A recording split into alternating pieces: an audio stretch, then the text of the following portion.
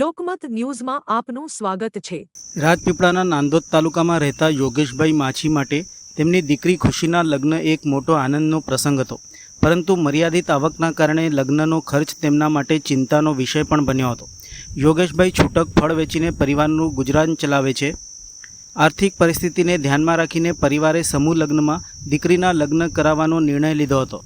લગ્ન પ્રસંગ થયેલા અન્ય ખર્ચ અને કરિયાવરની જવાબદારીના કારણે યોગેશભાઈ ઉપર દેવું થઈ ગયું હતું। ત્યારે રાજ્ય સરકારની કુંવરબાઈનું મામેરું યોજના તેમના માટે આશીર્વાદરૂપ સાબિત થઈ।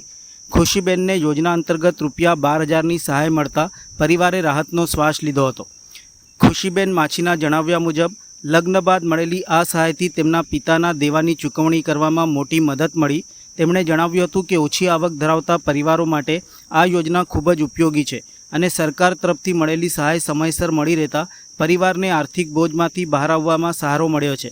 ઉલ્લેખનીય છે કે કુંવરબાઈનું મામેરું યોજના હેઠળ સામાજિક અને શૈક્ષણિક રીતે પછાત વર્ગ, આર્થિક રીતે પછાત વર્ગ તેમજ અન્ય પછાત વર્ગોની પાત્ર કન્યાઓને લગ્ન પ્રસંગે રૂપિયા 12,000ની આર્થિક સહાય આપવામાં આવે છે।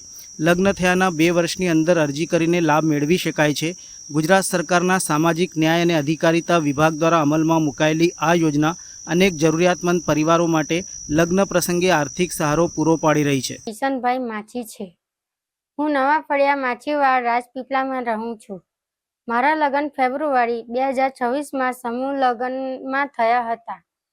લગ્ન બાદ અમને કુંવરબાઈ મામેરું યોજના વિશે ખબર પડી, એટલે અમે સમાજ કલ્યાણ વિભાગમાં યોજનાનો લાભ લેવા ફોર્મ ભર્યું અને 12,000ની સહાય રૂપે મળેલ છે।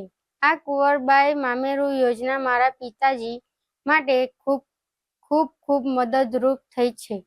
મારા જેવી દીકરીઓને આ યોજના ખૂબ ઉપયોગી થઈ છે। અમારું સંસારિક જીવન ખુશીથી પ્રસાર થઈ રહ્યું છે। મને આ યોજના લાભ આપવા બદલ સરકારશ્રીનો ખૂબ આભાર માનું છું।